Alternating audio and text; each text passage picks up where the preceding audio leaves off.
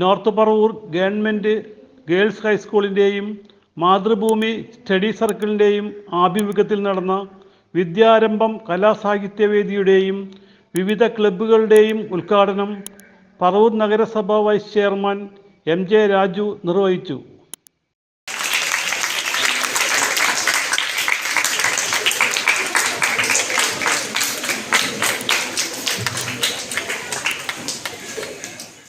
ക്ലബ്ബുകൾ എന്തിനാണ്?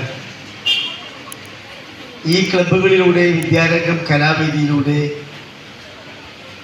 നിങ്ങളുടെ കലാവാസനകളെ, നിങ്ങളുടെ കഴിവുകളെ തേച്ച് മിനുക്കിയെടുക്കാൻ പാടാൻ അറിയുന്നവരുണ്ട്, പക്ഷെ പൂർണ്ണമായി പാടില്ല.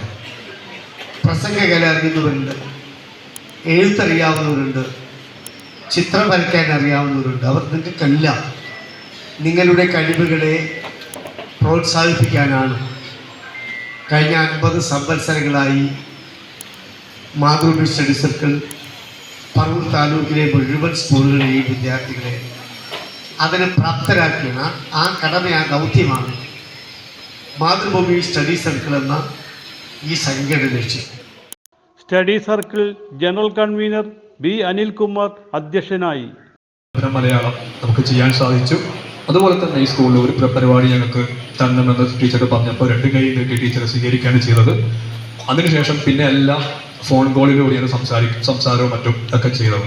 അപ്പം ഇത്രയും നല്ലൊരു പരിപാടി ഞങ്ങൾക്കിവിടെ ചെയ്യാനായിട്ട് അനുവാദം തന്ന ഈ സ്കൂളിലെ അധ്യാപകർക്കും അതുപോലെ PTA കമ്മിറ്റിക്കൊക്കെ മാതൃഭൂമിയുടെയും മാതൃഭൂമി സ്റ്റഡി സെക്ടറിന് അഭിനന്ദനം അർപ്പിച്ചുകൊണ്ട് SSLCക്ക് 100% വിജയം നേടിയ ഗവൺമെൻറ് ഗേൾസ് ഹൈസ്കൂളിന് മാതൃഭൂമി സ്റ്റഡി സർക്കിൾ നൽകുന്ന ഉപഹാരം പ്രമുഖ രാഷ്ട്രീയ നിരീക്ഷകനും ലക്ഷ്മി കോളേജ് ഡയറക്ടറുമായ NM പിയേഴ്സൺ പ്രധാന അധ്യാപിക VK സലീലയ്ക്ക് നൽകി മുഖ്യപ്രഭാഷണം നടത്തി.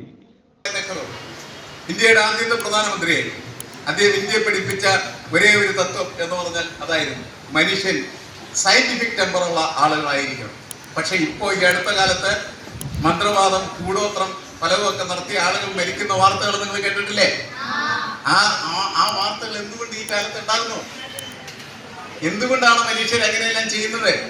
നമ്മൾ തീർച്ചയായിട്ടും അത് ചോദ്യം ചെയ്യാൻ തയ്യാറുള്ളവരായി മാറണം. കാരണം നമുക്കൊരു ശാസ്ത്രബോധമുണ്ട് എങ്കിൽ തീർച്ചയായിട്ടും നമ്മൾ അതിനനുസരിച്ച് പ്രവർത്തിക്കാനായിട്ട് പാടുള്ളൂ. നമ്മൾ റോക്കറ്റ് വിടാറുണ്ട് ഇന്ത്യയിൽ നിന്ന്, അല്ലേ? കേട്ടില്ല നിങ്ങൾ? അങ്ങനെ റോക്കറ്റ് വിടുന്നതിന് മുമ്പ് നമ്മുടെ ശാസ്ത്രജ്ഞന്മാരൊക്കെ കൂടി ഇരുന്നിട്ട് എന്ത് ചെയ്യും? കയ്യടിച്ച് പ്രോത്സാഹിപ്പിക്കല്ലേ ചെയ്യണത്? ആദ്യം തന്നെ തേങ്ങ ഉടക്കും. തേങ്ങ ഉടച്ചില്ലെങ്കിൽ റോക്കറ്റ് പോകില്ലേ? പോകും. അപ്പൊ ഈ ശാസ്ത്രജ്ഞന്മാരെന്താണ് അങ്ങനെ ചെയ്യുന്നത്? അവരവിടെ സയന്റിഫിക് ടെമ്പർ ഉപേക്ഷിച്ചു. വലിയ വലിയ ശാസ്ത്രജ്ഞന്മാരാണ്, പക്ഷെ ഒരു ശാസ്ത്രബോധവും ഇല്ല. കാരണം തേങ്ങ ഉടച്ചില്ലെങ്കിൽ റോക്കറ്റ് പറക്കില്ല എന്ന് അവർ വിശ്വസിക്കുന്നതിന് അതാണ് അന്ധവിശ്വാസം എന്ന് പറയുന്നത്. ശാസ്ത്രജ്ഞനായാലും നിങ്ങൾക്ക് അന്ധവിശ്വാസം ഇല്ലാതാവില്ല.